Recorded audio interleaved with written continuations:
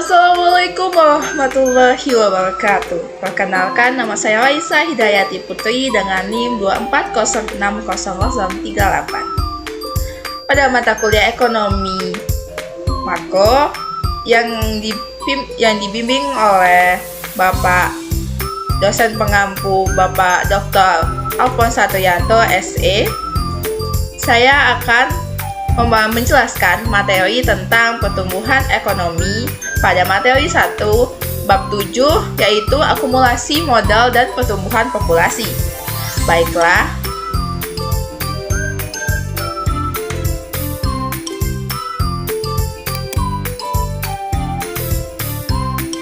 nah langsung saja kita masuk pada materi. Pertumbuhan ekonomi biasanya diukur dengan data GDP. Dalam ilmu ekonomi, data GDP itu menentukan berapa besar pertumbuhan pendapatan pada suatu negara. Misalnya begini, pada suatu negara GDP-nya terus bertambah, maka pertumbuhan ekonomi negara tersebut akan baik.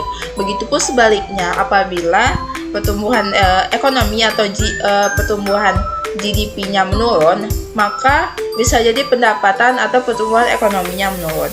Begitu. Nah, lanjut pada kita materi ini, yaitu kita mengenal dengan Solow Growth Model, yaitu dengan berapa perbedaan pendapatan di setiap negara yang disebabkan oleh Solow Growth Model. Ya, menurut Solow, tidak semua pertumbuhan atau modal di seluruh negara itu sama. Misalnya saja seperti di Amerika Serikat, tidak akan sama memiliki modal seperti Indonesia. Karena misalnya Amerika Serikat memiliki modal melimpah sehingga mencukupi tenaga kerjanya, menjadikan tenaga kerja itu juga meningkatkan teknologinya. Begitupun misalnya ada negara yang kuat dalam sumber daya teknologinya, otomatis bisa saja dia lemah dalam sumber daya tenaga kerjanya. Nah, lanjut, dengan memperhatikan penawaran dan permintaan barang, kita bisa melihat apa yang itu menentukan banyak output yang diproduksi pada waktu tertentu. Nah, dengan memiliki sumber daya tadi, kita juga menentukan dalam perekonomian berapa barang atau berapa banyak yang dapat kita tawarkan, dan berapa banyak juga permintaan dari barang tersebut. Nah, itu memperlihatkan berapa yang akan output yang akan kita hasilkan dari yang barang kita produksi tadi. Nah, inilah yang akan dialokasikan sebagai alternatif dari penggunaan. Masuk kepada penawaran dan fungsi barang. Nah, output pada suatu barang itu bergantung pada persediaan modal dan angkatan kerja. Biasa kita singkat dengan Y sebagai pendapatan penawaran produksi, dengan fungsi K tenaga kerja dan modal. Nah, dari fungsi ini, tentunya kita dengan menggunakan model pertumbuhan Solow mengasumsikan bahwa fungsi produksi memiliki skala pengembalian kontan. Berarti, atau yang biasa kita sebut dengan constant return of scale. Nah, dalam constant return to scale ini adalah hubungan yang kuantitatif antara input dan hasil outputnya. Jadi bisa kita katakan dengan kata lain, hasil ini nih akan memiliki hubungannya sama. Jadi berapa besar output yang kita hasilkan dan berapa besar input yang kita punya itu akan memiliki jumlah yang sama.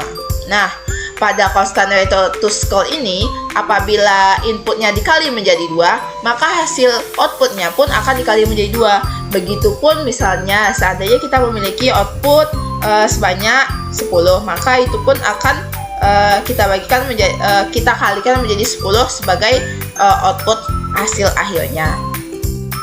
Nah, jika kita mengendalikan modal dan tenaga kerja dengan Z ini, kita juga harus mengandalkan Y dengan Z. Nah, contohnya seperti pada barang Z, Y dengan fungsi tenaga kerja modal dan tenaga kerja. Jadi bisa kita mengasumsikan setiap satu tenaga kerja maka setiap satu produksi maka menghasilkan per tenaga kerja. Berarti setiap satu penambahan maka dia menjadi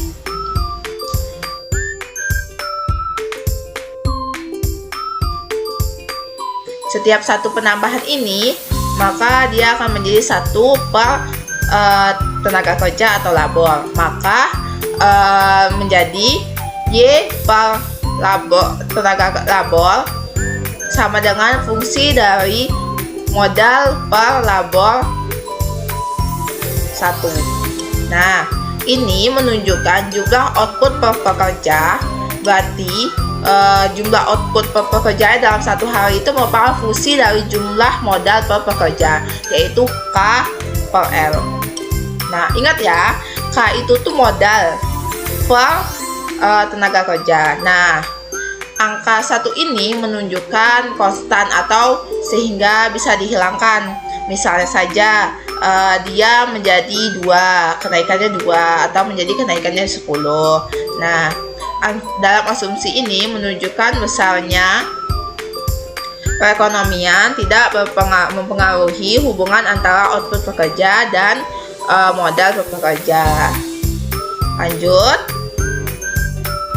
Nah, karena besar perekonomian tidak menjadi masalah, maka cukup menyatakan seluruh variabel ini dalam istilah per pekerja, yaitu 1 per labor.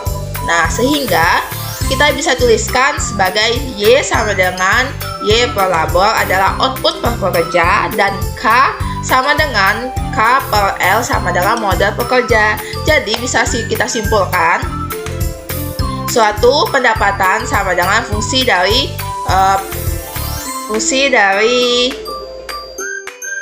modal. Nah, kemiringan dari fungsi produksi menunjukkan berapa banyak jumlah output yang dihasilkan seorang pekerja ketika mendapatkan 1 unit modal tambahan. Nah, 1 unit modal tambahan ini biasanya kita kenal dengan MPK. Nah, bagaimana MPK itu bekerja? MPK itu merupakan fungsi dari tenaga kerja ditambah 1 dikurang fungsi dari modal. MPK itu modal tambahan itu tuh merupakan fungsi dari modal ditambah 1 dikurang modal dikurang sama dengan fungsi dari modal. Nah, jadi sehingga ketika modal rendah, maka rata-rata pekerja hanya memiliki sedikit modal untuk bekerja. Jadi bayangkan saja, misalnya kita memiliki modal sedikit untuk memberikan gaji seorang pekerja yang kita miliki. Nah, apabila gaji kita sedikit, maka otomatis karyawan kita akan protes kepada kita karena gajinya sedikit dan tidak memenuhi standar pekerjaannya. Nah, begitulah pada MPK ini. Apabila modal kita rendah, maka rata-rata pekerja hanya memiliki modal sedikit untuk bekerja, sehingga dalam 1 unit modal tambahan begitu berguna dan banyak memproduksi output tambahan. Nah, apabila modal tambahan MPK ini, modal tambahan atau MPK itu tuh bertambah, maka dapat sangat-sangat berguna dan membantu kita untuk memproduksi banyak output tambahan. Begitu. Ketika modal rendah, maka rata-rata pekerja hanya memiliki sedikit modal untuk bekerja. Jadi bayangkan saja, misalnya kita memiliki modal sedikit untuk memberikan gaji seorang pekerja yang kita miliki. Nah, apabila gaji kita sedikit, maka otomatis karyawan kita akan akan protes kepada kita karena gajinya sedikit dan tidak memenuhi standar pekerjaannya. Nah, begitulah pada MPK ini. Apabila modal kita rendah, maka rata-rata pekerja hanya memiliki modal sedikit untuk bekerja, sehingga dalam satu unit modal tambahan begitu berguna dan banyak memproduksi output tambahan. Nah, apabila modal tambahan MPK ini, modal tambahan atau MPK itu tuh bertambah, maka dapat sangat-sangat berguna dan membantu kita untuk memproduksi banyak output tambahan begitu. Oke, kita lanjut. Masuk pada fungsi produksinya. Nah, fungsi produksi di sini menunjukkan berapa besar jumlah modal yang kita miliki untuk per pekerja, menentukan jumlah output pekerja. Misalnya berapa besar modal yang kita miliki saat ini, misalnya di sini. Juga menentukan berapa besar output yang kita miliki. Seandainya kita berada di kita memiliki modal di sini, maka jumlah pekerja kita hanya output yang kita hasilkan dalam pekerja itu segini.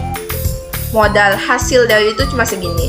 Nah, apabila dengan MPK tadi, dengan adanya MPK modal tambahan tadi dalam fungsi produksi, otomatis dengan modal kita yang bertambah di sini, maka juga menghasilkan output per pekerja dengan bertambah, yang awalnya mulanya hanya di sini, sekarang bertambah di sini. Nah, lanjut, yaitu kemiringan fungsi produksi adalah jumlah produksi marginal. Jika K meningkat 1 unit, maka ia juga meningkat 1 unit. Nah, apabila ini meningkat output ini, fungsi dari modal tadi, maka dia akan terus bertambah dengan modal tambahan MPK tadi. Lanjut, permintaan dalam model solo ini juga, permintaan terhadap barang dalam model solo itu berasal dari konsumsi dan investasi. Nah, teman-teman bayangkan saja, dalam suatu investasi itu, apabila modal bertambah, maka investasi akan meningkat. Dengan kata lain, output per pekerja merupakan konsumsi pekerja dan investasi dari pekerja. Jadi, outputnya sama dengan C ditambah dengan I. Konsumsi pekerja sama dengan ditambah dengan investasi pekerja. Nah, dalam model ini kita itu menghilangkan fungsi dari pemerintah, ya biasanya di sini ditambah dengan G, dan eksponeto NX. Nah, ekspor dan impor itu kita hilangkan pada persamaan identitas ini, sehingga yang kita hasilkan yaitu outputnya sama dengan konsumsi ditambah dengan investasi. Lanjut, dalam model solo ini, setiap orang itu menabung sebagian dari pendapatan mereka dan mengonsumsinya sebanyak misalnya 1 per pekerja, berarti 1 per untuk dikurangi dengan tabungan, sehingga konsumsi pada setiap orang kita buat sama dengan 1 dikurang dengan menabung dari pendapatan. Nah, untuk melihat fungsi konsumsi ini berpengaruh untuk investasi. Sebagai banyak kita substitusikan untuk konsumsi, maka perhitungan pendapatan nasionalnya akan menjadi Y sama dengan 1 dikurang dengan tabungan tadi atau S dalam Y ditambah dengan investasi, maka bisa kita sebut dengan investasi sama dengan S sama dengan SY. Nah, persamaan ini menunjukkan bahwa investasi ini sama dengan tabungan. Investasi dari ini sama dengan jumlah tabungan dari dari pendapatan mereka dan mengonsumsinya sebanyak misalnya 1 per pekerja, berarti 1 per untuk dikurangi dengan tabungan, sehingga konsumsi pada setiap orang kita buat sama dengan 1 dikurang dengan menabung dari pendapatan. Nah, untuk melihat fungsi konsumsi ini berpengaruh untuk investasi. Semakin banyak kita substitusikan untuk konsumsi, maka perhitungan pendapatan nasionalnya akan menjadi Y sama dengan 1 dikurang dengan tabungan tadi atau S dalam Y ditambah dengan investasi, maka bisa kita sebut dengan investasi sama dengan S sama dengan SY. Nah, persamaan ini menunjukkan bahwa investasi ini sama dengan tabungan. Investasi dari ini sama dengan jumlah tabungan dari pendapatan kita. Nah, masuk pada persediaan modal. Misalnya, output perekonomian penting dalam persediaan modal dan dapat berubah dalam jangka waktu yang panjang. Nah, itu mengarah pada pertumbuhan ekonomi. Misalnya terdapat 2 kekuatan yang mempengaruhi perekonomian. Contohnya seperti itu investasi dan depresiasi. Nah, investasi itu mengacu pada semakin banyak peralatan baru, maka akan membuat modal bertambah. Misalnya, negara Amerika memiliki modal yang lebih, sehingga mereka bisa meningkatkan sumber daya dan bisa meningkatkan teknologi yang mereka miliki. Nah, namun apabila terjadi sebaliknya, yaitu maka akan terjadi depresiasi. Nah, depresiasi ini adalah penggunaan modal itu tuh terlalu berlebihan, sehingga menyebabkan modal yang dimiliki suatu negara itu berkurang. Makanya ada yang disebut dengan negara maju, negara miskin, dan negara berkembang. Nah, beberapa negara miskin banyak terjadi kasus depresiasi ini. Lanjut. Nah, sebagaimana dinyatakan tadi sebelumnya, investasi sama dengan menabung, maka kita memiliki fungsi produksinya sebagai investasi sama dengan menabung dalam modal yang kita miliki. Lanjut. Nah, masuk kepada akumulasi modal. Nah, kan kita tadi sudah memiliki fungsi produksinya sama dengan investasi sama dengan menabung dalam pendapatan modal. Nah, di mana perubahan modal ini menyebabkan merupakan adanya pergeseran. Misal investasi dikurang dengan depresiasi itu. Depresiasi kan tadi penurunan modal. Nah, investasi itu kan bertambah ya modal. Maka akan kita kurangi menjadi K sama dengan investasi dikurang dengan modal, di mana angkanya dapat berubah dalam persediaan modal antara 1 tahun tertentu dan tahun berikutnya. Jadi tidak selamanya setiap tahun itu memiliki suatu negara itu memiliki modal yang sama. Bisa saja modalnya itu tuh bertambah atau bisa saja modalnya berkurang, karena investasi sama dengan tabungan dari modal yang kita miliki. Jadi kita bisa menuliskannya sebagai AK sama dengan tabungan modal kita dikurang dengan K tadi, 8K tadi. Lanjut. Nah, terakhir itu pada kondisi mapan. Dalam model Solow ini, terdapat kondisi mapan, di mana kondisi mapan ini biasanya terjadi itu pada negara-negara maju, bisa saja terjadi pada negara berkembang. Nah, contohnya negara maju ini terjadi kondisi mapan ini terjadi pada negara Singapura. Nah, di mana negara tersebut semakin memiliki modal yang tinggi, maka walaupun dengan jumlah penduduk yang kecil, maka pertumbuhan ekonomi Singapura itu sangat tinggi karena memiliki jumlah modal yang besar dan investasi yang besar karena modal yang mereka miliki juga besar. Nah, maka itu dalam kondisi mapan, semakin tinggi persediaan modal, maka semakin besar pula depresiasinya. Nah, ketika investasi dan modal memiliki jumlah atau besaran yang sama sehingga menyebabkan besaran modal dan output tidak tumbuh atau menyusut, maka itu disebut dengan kondisi mapan. Nah, sekian untuk penjelasan pada materi 7 ekonomi makro. Apabila ada salah dan penjelasan materi yang tidak jelas, saya mohon maaf.